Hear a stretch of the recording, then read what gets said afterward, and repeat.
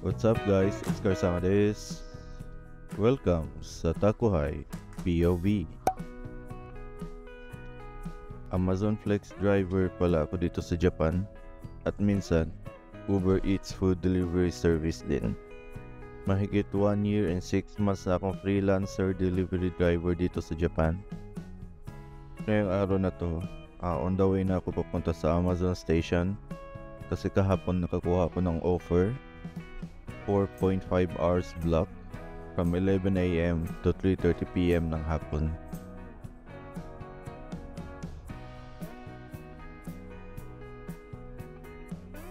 Yan, lumipat na ako sa fast lane kasi medyo gipit na ako sa oras niyan. Medyo late ako nagising kasi kaya naghahabol ako ng oras.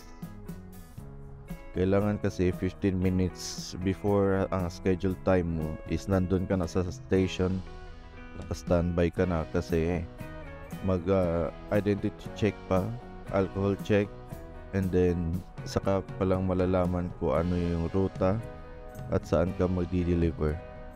Pagkatapos nun, mag-scan ng QR code, kukuha ng packages, deliver na.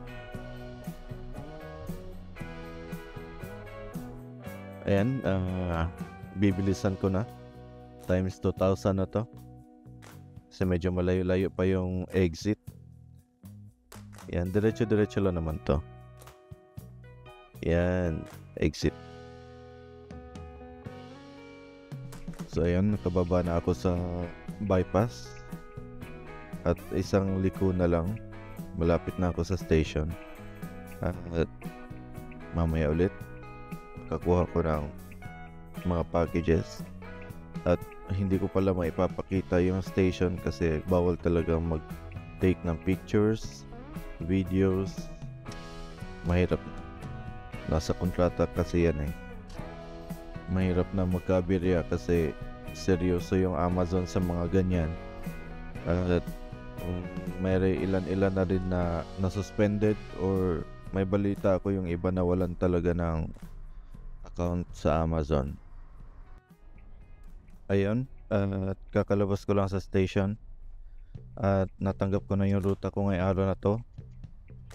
Standby ako or rescue, pero may twist kasi pinadalhan muna nila ako ng 12 package and 10 stops.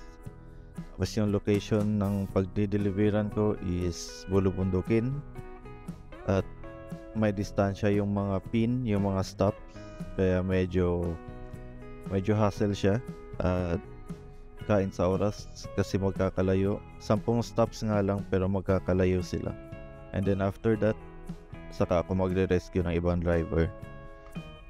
Tutulungan ko sila sa ruta nila. So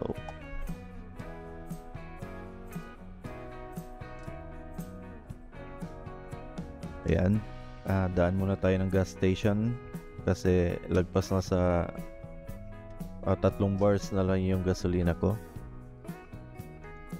Ayan o, 164 yen per liter yung gasolina. Medyo pricey na siya talaga. Alam nyo ba dati nung unang dating ko dito sa Japan, nasa 110 plus lang ata yung per liter ng regular. Napakamura lang.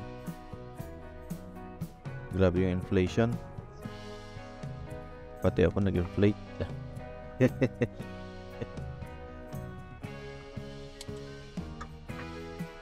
Kaya nakapag full tank na pala ako dyan. Nasa mga 4,000 plus yen din yung full tank ko dyan. Kasi mayroon pa akong 3 bars na natitira eh. So ayun, papunta na tayo. Papunta na ako sa first destination. Yan, Sayuka Kunin muna. Sayuka Kunin pala is in English left and right check. Sayuka Kunin. So sa mga bago pa lang dito sa Japan na mga driver, small trivia lang. Sayuka Kunin left and right check. So pagkatapos ng konting trivia, ito, pupunta na ako sa first stop ko. Binilisan ko na ng 2,000 times kasi 17-18 minutes ata yung biyahe niyan. Medyo malayo. So ayan, no? Bilis. Dito ako sa bypass dumaan para walang traffic light. Medyo marami yung kotse pero tuloy-tuloy naman yung biyahe kaya okay lang. Ayan, bilis. Ayan, palabas na ako at nakilabas na nga. Ayan, malapit na ako sa first stop ko. Yung unang location ko dyan is malapit lang siya sa bypass kaya dito na ako dumaan sa shortcut.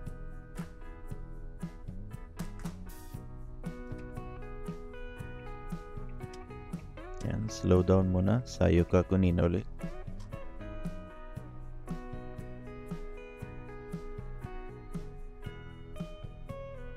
Yun.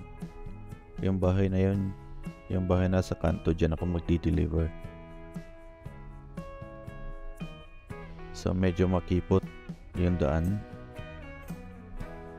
Kaya parking muna tayo ng maayos para paglabas natin tuloy-tuloy. Yun. Check muna ulit ng bahay. Tapos check kung anong package.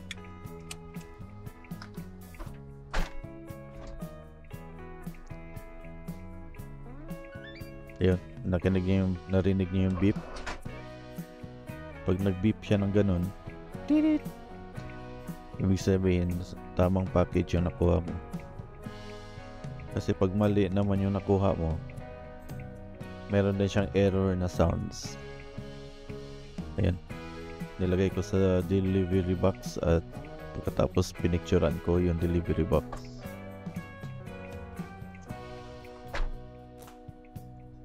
Check naman yung susunod na location. Yung sunod na pagbababaan ko ng package. Yan, bago ako maalis, chine-check ko muna kung nasa tama ba yung pin, nasa tamang location ba yung pin, at kung saan dadaan. Maganda yung check muna natin yung navigation. Ayan, o, para tuloy-tuloy tayo.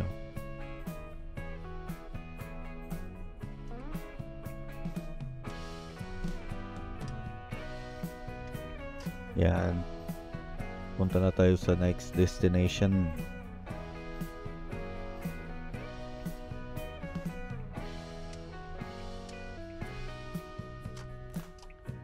Yan, Tomare, stop sign.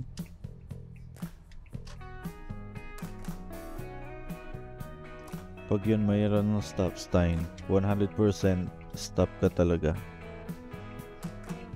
Kasi dati nahuli na ako niyan eh. Hindi ako nag full stop, kaya nagka-penalty ako. Nabawasan ako ng 2 points sa lisensya ko. Tapos nagkaroon ako ng penalty na 14,000 yen. So sa mga bagong driver dyan, lalo na nagbabalak mag-delivery, yung rules talaga sa road, mamorimasyo. Kasi mahal ang penalty at malaki din yung bawas sa points sa lisensya mo. Yan, waiting muna tayo. While waiting, check muna.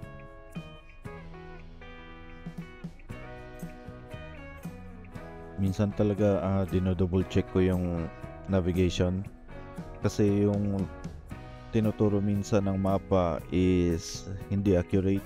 Minsan pinapadaan ka sa hindi naman pwedeng daanan at hindi kasi hindi synchronize yung Google Map tsaka yung application ng Amazon sa rules ng mga daan. Kaya kailangan talaga mag-ingat.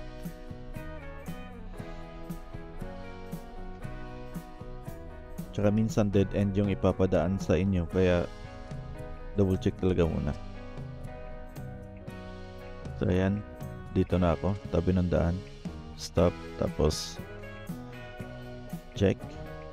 Anyway, naka-hazard na pala ako niyan. Yan, check muna kung saang bahay. Kasi, yan, nakikita nyo yung bahay na yan. Hindi dyan. Doon pa sa pangatlong bahay.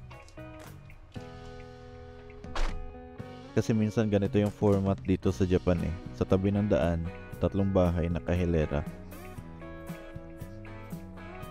Tapos ito sila parang ano to, magpamilya. So kahit hindi naman magpamilya, kasi yung tinitirhan din namin ganun din eh. Nasa tabi ng daan yung bahay namin, pero nasa pangatlong sulok, nasa sulok kami sa pangatlo. Tapos minsan, yung pin kasi ng Amazon Flex app is nasa maling bahay. Kaya check mo yung banchi tsaka yung pangalan. Kasi minsan may parehas yung pangalan pero magkaiba ng banchi. Meron naman magkaparehas ng banchi pero magkaiba ng pangalan. Kaya minsan pag ganon, kinakatok ko or tinatawagan ko. Tapos kapag hindi na sumasagot ang customer, dinadala ko na siya pabalik sa station. Okay lang yan kasi nag-contact ka naman sa customer tapos walang response, walang problema doon.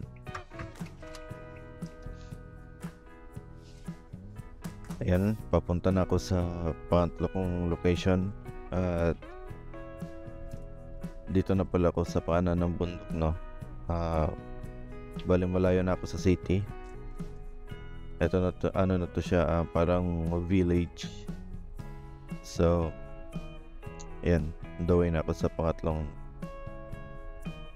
destinasyon. So yung una, pangalawa at pangatlong location is hindi ganun ka magkakalayo, no? Pero dun sa pang-apat, pang-lima, medyo malayo siya. So masyadong mahaba na yung video na to. Gagawa na lang ako ng part 2. Kahit for ano lang. Uy, Japan Post ulit kahit ano tawag dito, kahit yung point A to point B lang, gagawin ko sa part 2 sa next video. So pagkatapos itong third drop ko, yung may Japan Post ulit. Ayun, basta kulay pula, tapos merong mark ng post, delivery van nila yan.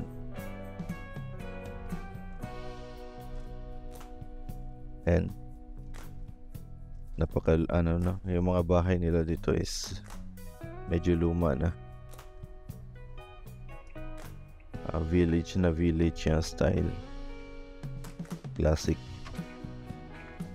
Ayan, kababa na ako, ibababa na rin natin yung package. So ayan, pagkatapos ko dito, pabundok na. Binibilisan ko na para matapos na. Ma-drop na yung package.